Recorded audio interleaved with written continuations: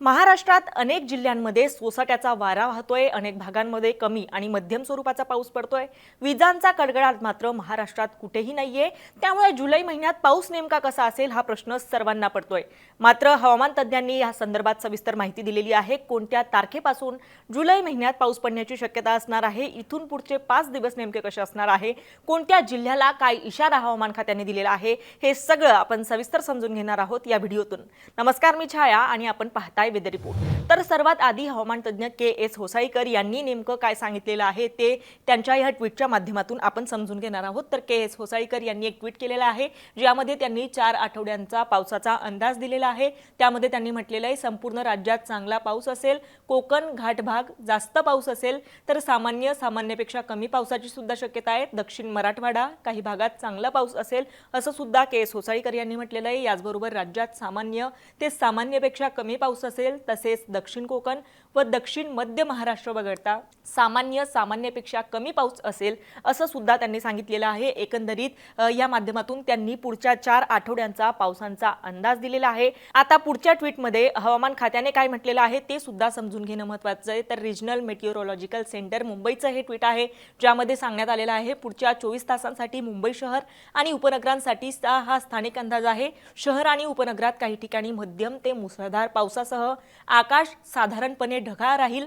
कमाल आणि किमान तापमान अनुक्रमे 31 डिग्री सेल्सिअस आणि 26 डिग्री सेल्सिअसच्या आसपास असेल असं सुद्धा हवामान विभागाकडून सांगण्यात आलेलं आहे। याचा अर्थ असा की पुढच्या 24 तासांमध्ये मुंबई शहर आणि उपनगरामध्ये काही ठिकाणी मध्यम ते मुसळधार पावसासह आकाश ढगाळ असणार आहे असं या ट्विटच्या माध्यमातून सांगण्यात आलेलं आहे। आता या सगळ्या गोष्टींचा अंदाज घेत स्पेसिफिक कोणत्या जिल्ह्यात काय स्थिती असणार आहे ते सुद्धा समजून घेणं महत्त्वाचं आहे। तर आजचा हा मॅप आहे आणि आज दक्षिण महाराष्ट्राचा जो भाग आहे, ज्यामध्ये सिंधुदुर्ग आणि कोल्हापुराच्या घाटपट्ट्याचा समावेश होतो, इथे मोठ्या प्रमाणात पाऊस पडण्याची शक्यता वर्तवण्यात आलेली आहे। रेड अलर्ट या झोनला देण्यात आलेला आहे। त्यामुळे मुसळधार पाऊस पडण्याची शक्यता ह्या पट्ट्यात असणार आहे, सिंधुदुर्ग जिल्हा आणि कोल्हापुराच्या घाट परिसरामध्ये। याचबरोबर त्याच्या वरचे जे कोकणातले जिल्हे आहेत, ज्यामध्ये रत्नागिरी असेल, रायगड असेल, पुणे आणि साताऱ्याचा घाटाचा परिसर असेल, इथे सुद्धा आज ऑरेंज अलर्ट देण्यात आलेला आहे। तर पालघर, मुंबई, ठाणे, नाशिकचा घाटाचा पट्टा, नागपूर, गोंदिया, चंद्रपूर आणि गडचिरोली विदर्भातले हे जिल्हे अशा या संपूर्ण पट्ट्यात आज येलो अलर्ट जारी करण्यात आलेला आहे। याचा अर्थ असा की कमी आणि मध्यम स्वरूपाचा पाऊस या येलो अलर्ट असलेल्या जिल्ह्यांमध्ये पडू शकतो। आता मी जी नावं सांगितली, जे अलर्ट सांगितले, त्यानुसार तुमच्या इथे पाऊस पडतोय का, तुम्ही राहतात त्या भागात आत्ता नेमकी काय स्थिती आहे, आम्हाला कमेंट करून नक्की कळवा। आणि उद्याची काय स्थिती असणार आहे ते सुद्धा आपण पुढच्या या ग्राफिक्सच्या माध्यमातून समजून घेऊयात। तर उद्या म्हणजे 4 तारखेला बऱ्यापैकी पाऊस ओसरलेला असणार आहे। आपण इथे बघू शकतो की बरेच असे जिल्हे आहेत महाराष्ट्रातले ज्यांना उद्या कोणताही अलर्ट देण्यात आलेला नाहीये। फक्त रायगड, रत्नागिरी आणि पुणे, साताराचा जो घाटाचा परिसर आहे, इथे येलो ऑरेंज अलर्ट देण्यात आलेला आहे। तर सिंधुदुर्ग आणि सिंधुदुर्गला लागून असलेला कोल्हापुराचा जो घाटाचा पट्टा आहे, इथे येलो अलर्ट जारी केलेला आहे। याचा अर्थ रायगड आणि रत्नागिरी इथे मुसळधार पाऊस पडेल, तर त्याच्या खालोखाल असलेल्या जिल्ह्यामध्ये सिंधुदुर्गामध्ये ऑरेंज अलर्टपेक्षा कमी स्वरूपाचा पाऊस पडेल असा या मॅपचा अर्थ होतो। तर 5 तारखेला सुद्धा महाराष्ट्रात पाऊस असणार आहे। 4 तारखेच्या तुलनेने 5 तारखेला बऱ्यापैकी महाराष्ट्रात पाऊस असणार आहे। गोंदिया असेल, गडचिरोली, विदर्भातल्या या 2 जिल्ह्यांमध्ये येलो अलर्ट आहे।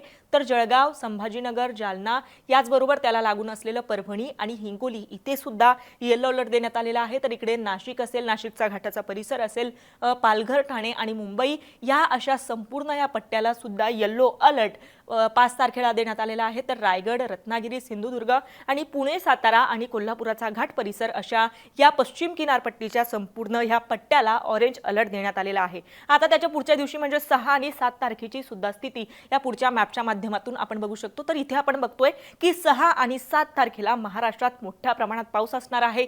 महाराष्ट्रातल्या बऱ्याच जिल्ह्यांना 6 आणि 7 तारखेला अलर्ट देण्यात आलेला आहे। याचा अर्थ असा की 5 जुलै नंतर महाराष्ट्रात पाऊस पडण्याची शक्यता असणार आहे। आता हे सविस्तर आपण बघणार आहोत। 6 तारखेला महाराष्ट्रातला विदर्भ असेल, याचबरोबर पश्चिम महाराष्ट्रातले काही जिल्हे असतील, उत्तर महाराष्ट्र आणि मराठवाड्यातले काही जिल्हे असतील, अशा या संपूर्ण पट्ट्याला येलो अलर्ट दिलेला आहे। चंद्रपूरला मात्र ऑरेंज अलर्ट आहे।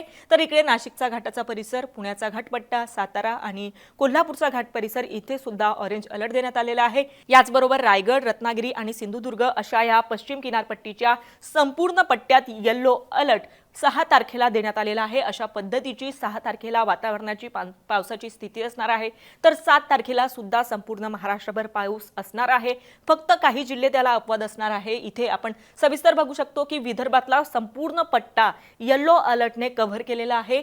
तर उत्तर महाराष्ट्रातलं नंदुरबार, नाशिक आणि नाशिकचा जो घाटाचा परिसर आहे इथे सुद्धा पाऊस असणार आहे। तर कोकण किनारपट्टीचा हा जो संपूर्ण पट्टा आहे, ज्याला महाराष्ट्राचा पश्चिम भाग सुद्धा म्हणतात, इथे सुद्धा मुसळधार पाऊस असणार आहे। कारण कोकण किनारपट्टीच्या बऱ्याच जिल्ह्यांना ऑरेंज अलर्ट सुद्धा जारी करण्यात आलेला आहे। इकडे बघू शकतो की रायगड, रत्नागिरी आणि त्याला लागून जो घाटाचा पट्टा आहे तिथे ऑरेंज अलर्ट दिलेला आहे। नाशिकचा घाटाचा पट्टा आहे इथे सुद्धा ऑरेंज अलर्ट दिलेला आहे आणि पालघर, मुंबई, ठाणे इथे सुद्धा येलो अलर्ट दिलेला आहे।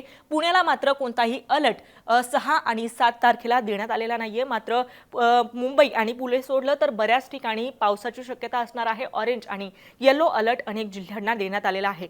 तर अशा पद्धतीने इथून पुढे 5 दिवस कसे असणार आहे, वातावरणाची नेमकी काय स्थिती असणार आहे, कोणता अलर्ट कोणत्या जिल्ह्याला देण्यात आलेला आहे, हे सगळं आपण सविस्तर ह्या मॅपच्या माध्यमातून आणि हवामान तज्ज्ञांनी दिलेल्या ट्विटच्या माध्यमातून समजून घेतलेलं आहे। तुम्हाला वेदर रिपोर्ट संदर्भात किंवा मान्सून संदर्भात आणखी काही प्रश्न असतील तर आम्हाला कमेंट करून नक्की कळवा। आणि महत्त्वाचं म्हणजे मुंबई तकला जर आपण नवीन असाल तर मुंबई तक चॅनलला सबस्क्राइब करायला विसरू नका। हा व्हिडिओ पाहिल्याबद्दल धन्यवाद।